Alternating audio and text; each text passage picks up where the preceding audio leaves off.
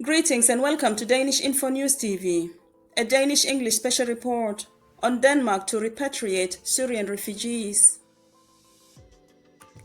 Based on reporting from DR, we follow Foreign Minister Lars Løkke Rasmussen's visit to Syria, where he met with Syrian Foreign Minister Al-Shabani. We take you inside war-torn Syria in this exclusive coverage, from the notorious Sednaya prison to the ruins of Damascus. We also examine Denmark's extraordinary engagement with the nation's new leadership and the intricate tale of Syrian refugees returning home. Come along as we analyze the humanitarian, political, and security factors affecting Denmark's strategy in Syria and the reunification for its own refugees. Denmark engages Syria's new government aimed devastation, torture centers, and refugee repatriation plans. Denmark is getting ready to work closely with Syria's new leadership a year after Bashar al-Assad's dictatorship ended. Foreign Minister Lars Løkke Rasmussen is saying he's ready to cooperate with others, work towards stabilization, and potentially repatriate Syrians who are currently in Denmark after visiting a country that has been ravaged by civil war for 13 years and autocracy for decades. From isolation to engagement with a controversial new leader. Syria's new president, Ahmed al-Sharaa, formerly an al-Qaeda leader, has rapidly moved out of international isolation and onto world stage, even being embraced by the US President Donald Trump as a good guy. Numerous global leaders have already met him, but when Lars Løkke arrived in Damascus for a long-planned meeting, al-Sharaa was absent, having traveled to Aleppo to celebrate its liberation anniversary. Still, the Danish minister emphasized the importance of supporting Syria's transition.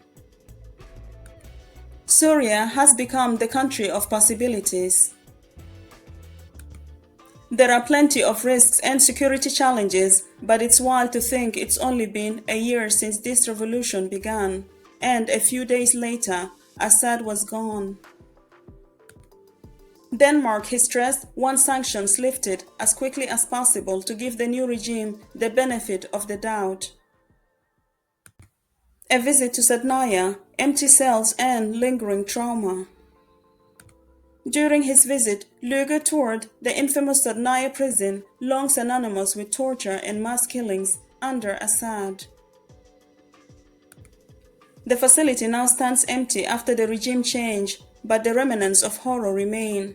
Clothing piled on floors, testimonies of torture methods, and the palpable absence of thousands who never left. It's a horrific experience. There must be a desire for revenge and enormous wounds that need healing. Reconciling this society is an enormous task, said Løkke. Despite the regime change, skepticism persists in European capitals. Al-Sharaa has centralized power around loyalists, and extremist factions aligned with him have committed massacres against minority groups. Some Syrians still doubt whether the transition is genuine. A country in ruins seeking stability. Journalists traveling across Syria describe vast devastation. Over 5 days, more than 1,800 kilometers reveal entire cities still haunted by ruins. In a Damascus bar, young Syrians drink beer on a Thursday night, survivors of revolution, war, and dictatorship. A tour guide puts it bluntly. It's not al-Sharaa I worry about, it's his men. They are extremists. Kurdish regions in the northeast seek federal autonomy and are negotiating with Damascus, though tensions and mistrust remain high. A Kurdish intelligence officer warns that Western governments are naive if they embrace the transitional government without conditions. Let's look at Syrian refugees in Denmark, arrival and asylum trends. Denmark began receiving Syrian refugees in larger numbers as the civil war escalated, particularly from 2013 onward. Key years included: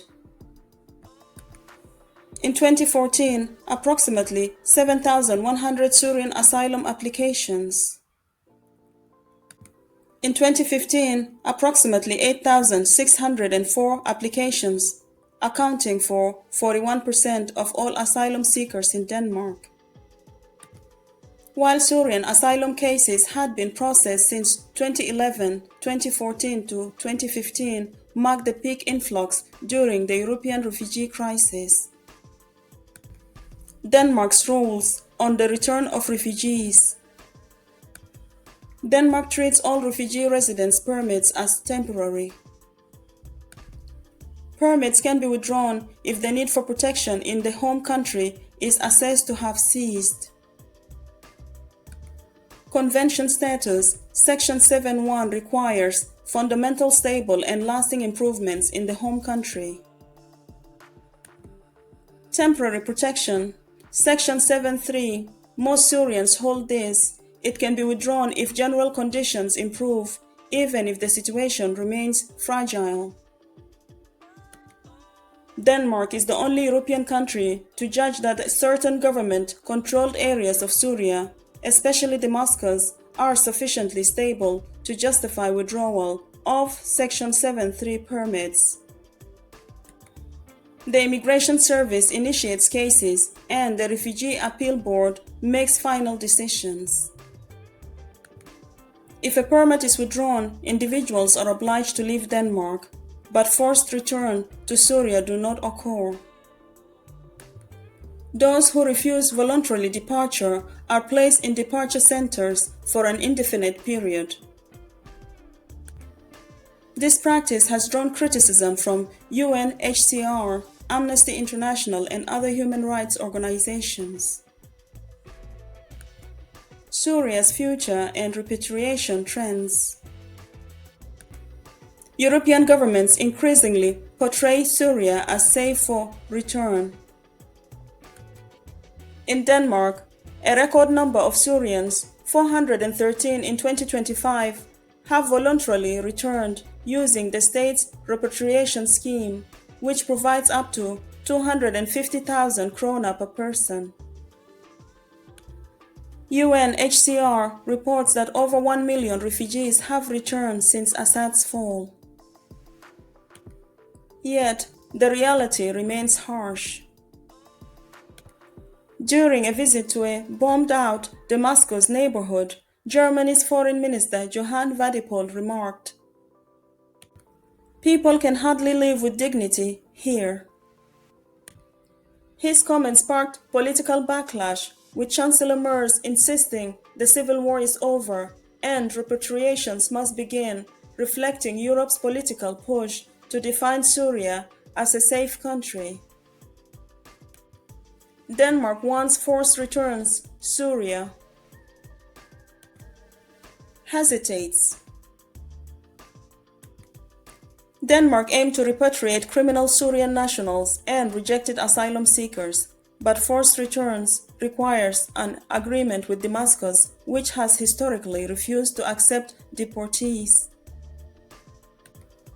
Currently, only 72 Syrians in Denmark fall under this category, though the number may grow if Syria stabilizes. Immigration Minister Rasmus Stoklund explained, "If we can only cooperate with countries that function like our own democracies, the circle becomes very small. And we won't solve the issue of criminal foreigners we can't expel." He stressed that return decisions are administrative, not political, and that people will not be sent directly into a torture cellar. Negotiations begin. Slowly. Lars Løkke was scheduled to discuss repatriations with Syria's interior minister, but the meeting was cancelled. He met instead with Foreign Minister Shaibani, who welcomed voluntary returnees but was skeptical about forced deportations. We have a commitment that they are willing to explore this and cooperate. That is as far as I can push it today, and I'm satisfied with that, said Løkke Rasmussen.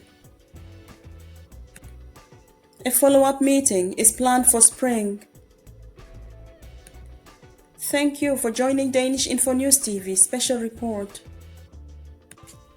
With Lars Løkke Rasmussen meeting Syria's foreign minister Al-Shabani, Denmark is taking steps to stabilize Syria, foster trade and investment, and create conditions for refugees to return home. For more exclusive coverage on international affairs, refugee policy, and Denmark's foreign relations, make sure to subscribe to our channel and hit the notification bell. Stay informed, stay connected, and never miss a story that matters.